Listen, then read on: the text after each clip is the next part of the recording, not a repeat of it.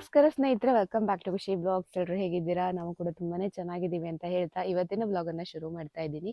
ಅಮ್ಮನ ಮನೆಯಲ್ಲಿ ಬೆಳಗ್ಗೆ ಸಮಯ ಒಂದ್ಸಲ ಹೊರಗಡೆ ಸುತ್ತಾಡ್ಕೊಂಬರೋಣ ಅಂತ ಬಂದಿದ್ದೆ, ಜೊತೆಗೆ ಬ್ಲಾಗ್ ಕೂಡ ಶುರು ಮಾಡ್ತಾ ಇದ್ದೀನಿ. ಈ ಸಲ ಊರಿನ ಕೊನೆಯ ದಿನ ಇದು. ನಾಳೆ ನಾವು ಬೆಳಗ್ಗೆ ಹೊರಡ್ತೀವಿ. ನಿನ್ನೆ ನಾವು ಶಿವರಾತ್ರಿ ದೇವಸ್ಥಾನಕ್ಕೆಲ್ಲ ಹೋಗಿ ಬಂದಿದ್ವಿ. ನಮ್ಮ ಊರಿನ ಹಳ್ಳಿ ದೇವಸ್ಥಾನವನ್ನು ತೋರಿಸಿದ್ದೆ. ಸೊ ಅದಾದ್ಮೇಲೆ ಸಂಜೆ ಮನೆಗೆ ಬಂದು ಮತ್ತೆ ಶಿವರಾತ್ರಿ ದಿನ ನಾವು ತಪ್ಪದೆ ಈಶಾ ಫೌಂಡೇಶನ್ ಕಾರ್ಯಕ್ರಮಗಳನ್ನು ನೋಡ್ತೀವಿ. ಇನ್ನೊಂದ್ಸಲ ಎಲ್ಲ ಇಡೀ ರಾತ್ರಿ ನೋಡಿದ್ವಿ, ಬಟ್ ಈ ಸಲ ಅಷ್ಟೊಂದು ನೋಡೋಕ್ಕಾಗಲಿಲ್ಲ. ಬಟ್ ಒಂದು ಸ್ವಲ್ಪ ಹೊತ್ತು ನೋಡಿಕೊಂಡು ಆನಂತರ ನಾವು ಮಲ್ಕೊಂಡ್ವಿ. ಮತ್ತು ಇವತ್ತು ಮಧ್ಯಾಹ್ನ ಮೇಲೆ ಒಂದ್ಸಲ ಯಲ್ಲಾಪುರ ಜಾತ್ರೆಗೆ ಹೋಗಿ ಬರಬೇಕು. ಅದಾದಮೇಲೆ ನಾಳೆ ಬೆಳಗ್ಗೆ ಬೇಗ ಬೆಂಗಳೂರಿಗೆ ಹೊರಡಬೇಕು. ಊರಿಗೆ ಬಂದಾಗ ಸಮಯ ಹೇಗೆ ಕಳೆಯುತ್ತೆ ಅಂತಲೇ ಗೊತ್ತಾಗಲ್ಲ. ಬೇಗ ದಿನ ಕಳೆದೇ ಹೋಗುತ್ತೆ. ಅಲ್ಲೋಗೋದು ಇಲ್ಲೋಗೋದು ಟೈಮ್ ಪಾಸ್ ಆಗಿದ್ದೇ ಗೊತ್ತಾಗಲ್ಲ. ಆದರೂ ಕೂಡ ನಮಗೆ ನಮ್ಮ ಊರಿನ ಜಾತ್ರೆ ಅಥವಾ ನಮ್ಮ ಊರಿನ ದೇವಸ್ಥಾನಗಳಿಗೆ ಹೋಗೋದು ಅಥವಾ ನಮ್ಮ ರಿಲೇಟಿವ್ಸ್ ಮನೆಗೆ ಹೋಗೋದು ಅದೆಲ್ಲ ಒಂಥರ ತುಂಬ ಖುಷಿ ಕೊಡುವಂತಹ ಕ್ಷಣ ಅಂತ ಹೇಳ್ಬೋದು. ಸೊ ಹೀಗೆ ಈ ಸಲ ಮುಗೀತಾ ಬಂತು. ಊರಿಗೆ ಬಂದ ದಿನಗಳು ಕಳೆದೇ ಹೋಯಿತು. ಆದರೂ ಇವತ್ತು ಒಂದಿನ ಇದೆ. ಆ ಒಂದಿನವನ್ನು ಕೂಡ ನಾನು ಬ್ಲಾಗ್ ಮಾಡೋಣ ಅಂತ ಅಂದ್ಕೊಂಡೆ. ಸೊ ಇವಾಗ ದೋಸೆ ಮಾಡಬೇಕು. ಬೆಳಗ್ಗೆ ತಿಂಡಿಗೆ ಅಮ್ಮ ರೆಡಿ ಮಾಡ್ತಾ ಇದ್ದಾರೆ. ನಾನು ದೋಸೆ ಮಾಡಿಕೊಡ್ತೀನಿ ಅಂತ ಹೇಳಿದ್ದೀನಿ. ಸೊ ಇವಾಗ ನಾನು ಒಳಗಡೆ ಹೋಗ್ತೀನಿ. ಊರಿಗೆ ಬಂದಾಗ ಅದೇನೋ ಒಂಥರ ಖುಷಿ. ದಿನಗಳು ಕ್ಷಣಗಳು ಪಟ ಪಟ ಪಟ ಪಟ ಕಳೆದೇ ಹೋಗುತ್ತೆ ಅಲ್ವಾ. ತಿಂಡಿ ತಿನ್ನಕ್ಕೆ ಹೋಗ್ತೀನಿ. ಬಾ ಮಗ, ತಿಂಡಿ ತಿನ್ಕ ಒಬ್ಬ, ಬಾ ದೋಸೆ ಮಾಡಿಕೊಡ್ತೆ, ಕಮ್. ಪ್ರತಿದಿನ ಬೆಳಗ್ಗೆ ದೋಸೆನೇ ತಿಂತೀರಾ ಅಂತ ಕೆಲವೊಬ್ರು ಕೇಳ್ತಾರೆ. ಹೌದು, ನಮಗೆ ಬೆಳಗ್ಗೆ ದೋಸೆ ತಿಂದ್ರೇ ಒಂಥರ ಸಮಾಧಾನ. ಒಂದಿನ ಬೇರೆ ತಿಂಡಿ ಏನಾದರೂ ಮಾಡಿದ್ರೆ ಆನಂತರ ನೆಕ್ಸ್ಟ್ ಡೇ ಒಂಥರ ಮಿಸ್ಸಿಂಗ್ ಅಂತ ಅನಿಸುತ್ತೆ. ಇವತ್ತು ದೋಸೆ ಮಾಡಲೇಬೇಕು, ನಿನ್ನೆ ಬೇರೆ ತಿಂಡಿ ತಿಂದಾಯಿತು ಅಂತ ಅನಿಸ್ಬಿಡುತ್ತೆ. ಸೊ ದೋಸೆನೋ ತೆಳ್ಳವೋ ಅಥವಾ ಚಾಟಿ ಇದನ್ನು ಮಾಡ್ಕೊಂಡು ತಿಂದರೆ ಮಾತ್ರ ಒಂಥರ ಇವತ್ತು ನಾವು ತಿಂಡಿ ತಿಂದಿದ್ದೀವಿ ಅನ್ನೋ ಒಂದು ಸಮಾಧಾನ ಇರುತ್ತೆ. ಅಷ್ಟು ರೂಢಿ ಆಗಿಬಿಟ್ಟಿದೆ. ನಮ್ಮ ಮಲೆನಾಡಿನ ಮನೆಗಳಲ್ಲಿ ಸಾಮಾನ್ಯ ಪ್ರತಿದಿನ ದೋಸೆನೇ ಇರುತ್ತೆ. Good morning. ದೋಸೆ ತಿಂದ್ಯಾ? ಹೆಂಗೆ ಹೋಗ್ತಾ ರೀತಿ ಆಡ್ಲೆ ರೀ? ಚಲೋ ಹೌದಾ?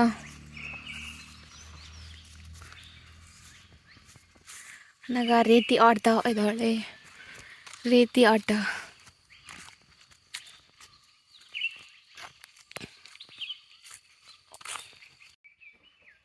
ಬಾರೋ.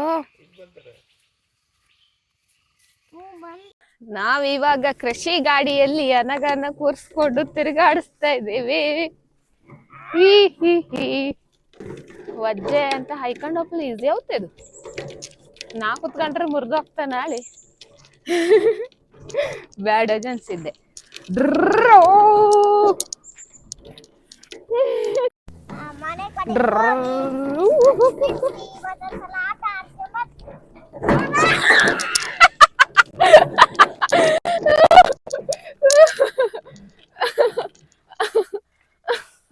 ಗಟ್ಟಿ ಕುದ್ಕ.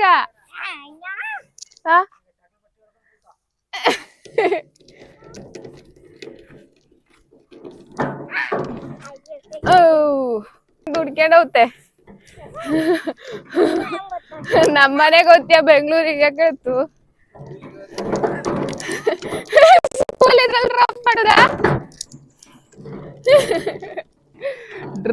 ಕುದ್ಕ. ಇಲ್ಲಿ ಹಂಪಿದ್ದು ದೊಡ್ಡ ಹಂಪು. ಮರಿ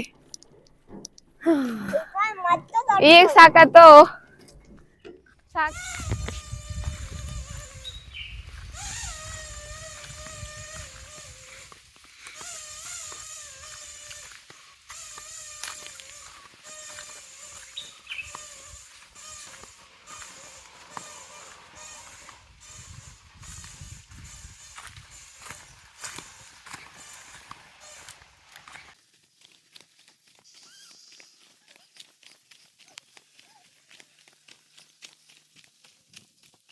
ಹಾಗೆ ಇವಾಗ ನಾವು ಒಂದು 11:30 ಆಗಿತ್ತು. ಚಂದ್ಗುಳಿ ದೇವಸ್ಥಾನಕ್ಕೆ ಹೋಗೋಣ ಅಂತ ರೆಡಿಯಾಗಿದ್ವಿ. ಮತ್ತು ಒಂದು ಸ್ವಲ್ಪ ದೂರ್ವೆ ಕೊಯ್ಯೋಣ ಅಂತ ಬಂದಿದ್ವಿ. ದೂರ್ವೆ ಅಲ್ಲಿ ಫಸ್ಟೆಲ್ಲ ಗದ್ದೆಯಲ್ಲಿ ತುಂಬ ಇರ್ತಾಯಿತ್ತು, ಇವಾಗಿಲ್ಲ. ಹಾಗಾಗಿ ಇಲ್ಲಿ ಕೊಯ್ಕೊಂಡು ಹೋಗ್ತಾ ಇದ್ದೀವಿ.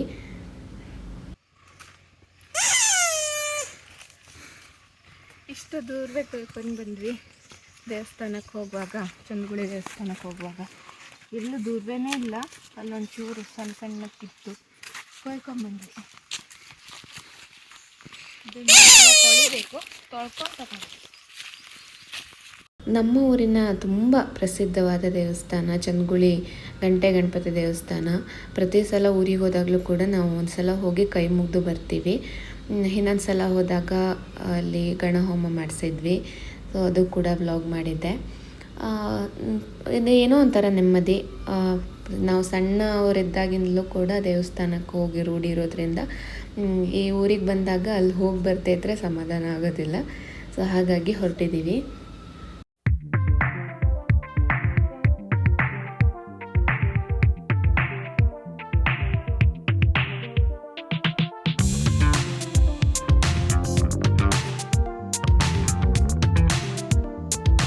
ನಾವು ಹೋಗಿದ್ದು ವೀಕ್ ಡೇಸಲ್ಲಿ ಆಗಿರೋದ್ರಿಂದ ಅಷ್ಟೊಂದು ಜನ ಇರಲಿಲ್ಲ. ವೀಕೆಂಡಲ್ಲಿ ಶನಿವಾರ ಭಾನುವಾರ ತುಂಬ ಜನ ಇರ್ತಾರೆ. ಮತ್ತು ಸಂಕಷ್ಟಿಗೂ ಕೂಡ ಜನ ಇರ್ತಾರೆ. ಇವಾಗ ನಾವು ಮುಂದೆ ಹೋಗ್ತಾ ಇದ್ದೀವಿ. ನನ್ನ ಹತ್ರ ಬಂದ್ವಿ. ನಾವಿವಾಗ ದೇವರ ದರ್ಶನ ಮಾಡಿಕೊಂಡು ಕೈ ಮುಗಿದು ಹೋಗಬೇಕು.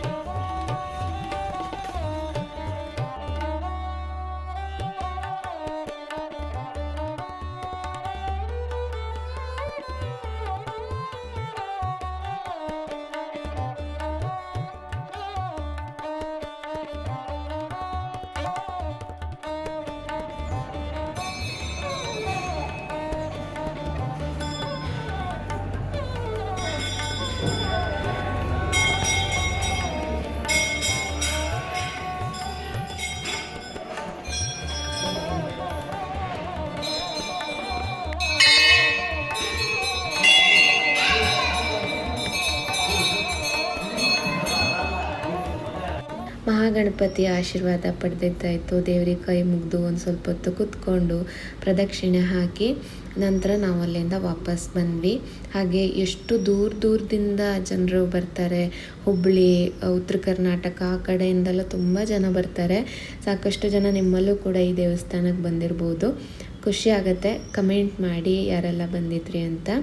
ಹಾಗೆ ಇವಾಗ ನಾವು ಹೊರಟ್ವಿ. ಹಾಗೆ ಅಮ್ಮನ ಮನೆಗೆ ಬಂದು ಅಮ್ಮ ರುಚಿಯಾಗಿ ಅಡುಗೆ ಮಾಡಿದರು. ಟೊಮೆಟೊ ಕಾಯಿ ಚಟ್ನಿ ಮತ್ತು ಮಾವಿನಕಾಯಿ ತಂಬಳಿ ಹಾಗೆ ಕುಂಬಳಕಾಯಿ ಹುಳಿ ಮಾಡಿದರು. ತುಂಬ ರುಚಿಯಾಗಿತ್ತು. ಹಾಗೆ ಅಮ್ಮ ಕಟ್ಟಿಗೆ ಒಲೆಯಲ್ಲಿ ಇಡ್ಲಿ ಬೇಯಿಸೋದಕ್ಕೆ ಹಾಕಿದರು. ಈ ಬಾಳೆ ಎಲೆಯಲ್ಲಿ ಕಟ್ಟಿ ಇಡ್ಲಿ ಬೇಯಿಸೋದಕ್ಕೆ ಹಾಕಿದರು. ಒಲೆ ಕಟ್ಟಿಗೆ ಎಲ್ಲ ಹಿಂದ್ಗಡೆ ಬಂದುಬಿಟ್ಟಿತ್ತು. ಅದು ಚೆನ್ನಾಗಿ ಉರಿಲಿ ಅಂತ ಮುಂದೆ ಇಡ್ತಾ ಇದ್ದೀನಿ. ಅಂದರೆ ಸಂಜೆ ಸಮಯ ಮಾಡಿಕೊಂಡ್ರೆ ನೆಕ್ಸ್ಟ್ ಡೇ ತಿಂಡಿಗಾಗುತ್ತೆ ಅಂತ. ಹಾಗೆ ನಾವು ಅವತ್ತಿನ ದಿನ ಸಂಜೆ ದೇವಸ್ಥಾನಕ್ಕೆ ಅಂದರೆ ಯಲ್ಲಾಪುರ ಜಾತ್ರೆಗೆ ಹೊರಟಿದ್ವಿ. ಆವಾಗ ಜಾತ್ರೆ ಮುಗ್ದಿರಲಿಲ್ಲ. ಕೊನೆ ಬಾರಿ ಒಂದು ಸಲ ನಮ್ಗೆ ಹೋಗಿ ಬರೋದಿತ್ತು. ಇವಾಗ ಸಿರ್ಸಿ ಜಾತ್ರೆ ಶುರುವಾಗಿದೆ. ಸೊ ನನಗೂ ಕೂಡ ಸುಮಾರು ಜನ ಕಮೆಂಟಲ್ಲಿ ಸಿರ್ಸಿ ಜಾತ್ರೆಗೆ ಬನ್ನಿ ಅಂತ ಕಮೆಂಟ್ ಮಾಡಿದ್ರಿ. Thank you so much. So ನೀವೆಲ್ಲ ಎಂಜಾಯ್ ಮಾಡಿ, ಆ ಜಗನ್ಮಾತೆ ಎಲ್ರಿಗೂ ಒಳ್ಳೇದು ಮಾಡಲಿ ಅಂತ ಕೇಳ್ಕೊಳ್ತೀನಿ. ಹಾಗೆ ಇವಾಗ ನಾವು ಯಲ್ಲಾಪುರದ ಕಡೆ ಹೋಗ್ತಾ ಇದ್ದೀವಿ. ಸೊ ಮೊದಲು ಜಾತ್ರೆಗೆ ಹೋಗೋದು ಒಂದು ದಿನನೋ 2 ದಿನನೋ ಆಗಿತ್ತು. ಯಾಕಂದರೆ ಬಸ್ಸಿಗೆ ಹೋಗಬೇಕಿತ್ತು, ಬಸ್ಸಿಗೆ ಬರಬೇಕಿತ್ತು. ಸಂಜೆ ರಾತ್ರಿ ಎಲ್ಲ ಉಳಿಯೋಕ್ಕಾಗ್ತಾ ಇರಲಿಲ್ಲ. ಲಾಸ್ಟು 7 ಗಂಟೆಗೋ 7:15ಗೋ ಬಸ್ ಇರ್ತಾಯಿತ್ತು. ಅವಾಗ ವಾಪಸ್ ಬಂದರೆ ಆಗಿತ್ತು. ಸೊ ಈಗ ಹಾಗಲ್ಲ. ನಮ್ಮ ಹತ್ರ ಕಾರ್ ಇರೋದ್ರಿಂದ ಎಷ್ಟೊತ್ತಿಗೆ ಬೇಕಾದರೂ ಹೋಗ್ಬೋದು. ಸೊ ಜೀವನ ಚೇಂಜ್ ಆಗ್ತಾ ಇರುತ್ತೆ. ಒಂಥರ ಖುಷಿನೂ ಆಗುತ್ತೆ.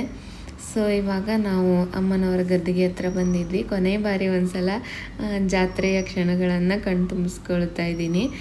ಜಾತ್ರೆ ಮುಗಿದ್ರೂ ಕೂಡ ನೆನಪು ಮುಗಿಯೋದಿಲ್ಲ. ಸೊ ಹಾಗೆ ಅವತ್ತಿನ ದಿನ ಅನಗ ಈ ಕ್ಯಾಮ್ರಾ ಬೇಕು ಅಂತ ಹೇಳಿದ್ಲು. ಆಟಿಕೆ ಕ್ಯಾಮ್ರಾ ಇರುತ್ತಲ್ಲ ಅದು. ಸೊ ಸರಿ ಅಂತ ತೆಗೆಸ್ಕೊಟ್ವಿ. ಫಸ್ಟ್ ಬಂದ ಕೂಡಲೇ ಒಂದು ಖರೀದಿ ಆಯಿತು. ಮಕ್ಕಳಿಗಂತೂ ಬಗೆಯ ಆಟಿಕೆಗಳು ಬಂದಿತ್ತು. ಹಾಗೆ ಇವಾಗ ಮತ್ತೆ ಪೇಟೆ ಸುತ್ತಾ ಇದ್ದೀವಿ. ಮಾಡಿ ಬೆಳಕು ಬತ್ತಿದ್ದು ಸೊ ಆವತ್ತಿನ ದಿನ ಮಾತ್ರ ನಾವು ಚೆನ್ನಾಗಿ ಎಂಜಾಯ್ ಮಾಡಿದ್ದೀವಿ. ನೆಕ್ಸ್ಟ್ ಡೇ ಮಾರ್ನಿಂಗ್ ನಾವು ವಾಪಸ್ ಬೆಂಗಳೂರಿಗೆ ಹೋಗೋದಿತ್ತು. ಆದರೂ ಕೂಡ ರಾತ್ರಿ ಸುಮಾರು ಒಂದು 8:30-9 ಗಂಟೆವರೆಗೆ ಇದ್ವಿ ಜಾತ್ರೆಯಲ್ಲಿ. ನಂತರ ಇದು ಬಾವಿಯಲ್ಲಿ ಸೈಕಲ್ ಮೋಟ್ರ್ ಹೊಡಿಯೋದು ಅಂತ ಹೇಳ್ತಾರೆ. ಸೊ ಅದಕ್ಕೆ ಹೋಗಿದ್ವಿ. ಒಂಥರ ಬಾವಿ ಥರ ಇರುತ್ತೆ, ಅಲ್ಲಿ ಬೈಕು ಕಾರು ಎಲ್ಲ ಹೊಡಿತಾರಲ್ಲ, ಸೊ ಅದನ್ನು ನೋಡೋಣ ಅಂತ ಬಂದ್ವಿ. ಅಮ್ಮನೂ ಕರ್ಕೊಂಡು ಹೋಗೋಕ್ಕಾಗುತ್ತೆ ಅಂತೇಳಿ, ಇಲ್ಲಾಂದರೆ ಬೇರೆ ಯಾವುದಕ್ಕೂ ಅಮ್ಮ ಹತ್ತೋದಿಲ್ಲ. ಸರಿ ಇದನ್ನು ನೋಡೋಣ ಬನ್ನಿ ಅಂತ ಕರ್ಕೊಂಡು ಹೋದೆ.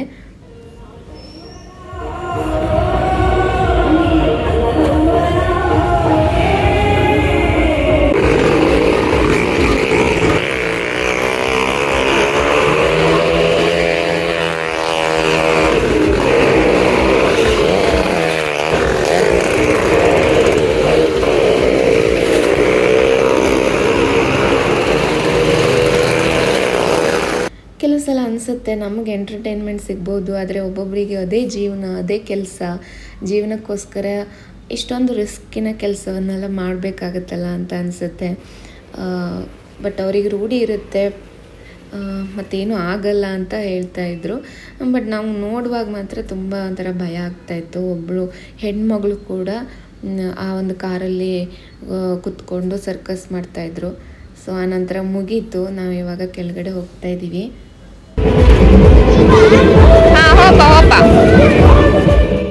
ಅನಗ ಇವಾಗ ನಾನು ಆಟ ಆಡಬೇಕು ಅಂತ ಹೇಳಕ್ಕೆ ಶುರು ಮಾಡಿದ್ಲು. ಪ್ರತಿ ಸಲ ಹೋದಾಗಲೂ ಕೂಡ ಅವಳ ಫೇವ್ರೆಟ್ ಆಟವನ್ನು ಅವಳು ಆಡ್ತಾಯಿದ್ಲು. ಸರಿ ಅಂತ ಕಳಿಸ್ಕೊಡ್ತಾ ಇದ್ದೀನಿ. ಇಲ್ಲಿ ಈ ಜಂಪ್ ಮಾಡೋದಂದರೆ ಅವಳು ತುಂಬಾ ಇಷ್ಟ, ಎಂಜಾಯ್ ಮಾಡಿದ್ಲು.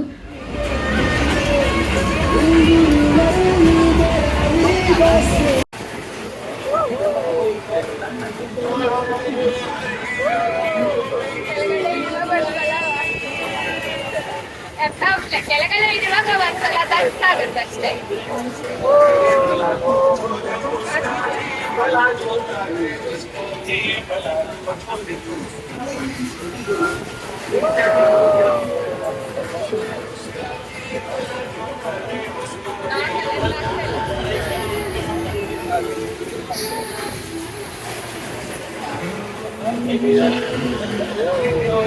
ನಾವಿವಾಗ ಜೈಂಟ್ ವೀಲಲ್ಲಿ ಎಂಜಾಯ್ ಮಾಡಿದ್ವಿ. ಬಟ್ ಅಷ್ಟೊಂದೇನು ಭಯ ಏನು ಆಗಲಿಲ್ಲ.